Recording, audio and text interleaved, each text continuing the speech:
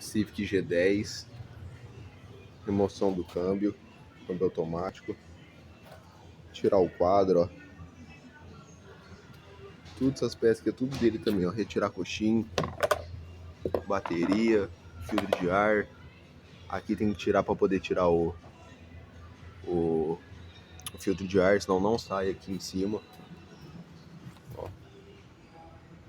Solta a caixa de direção, amarra ela.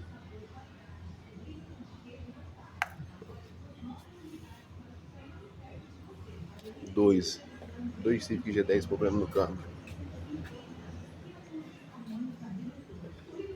Problema, ele ronca. 1.500 giro, carro ronca.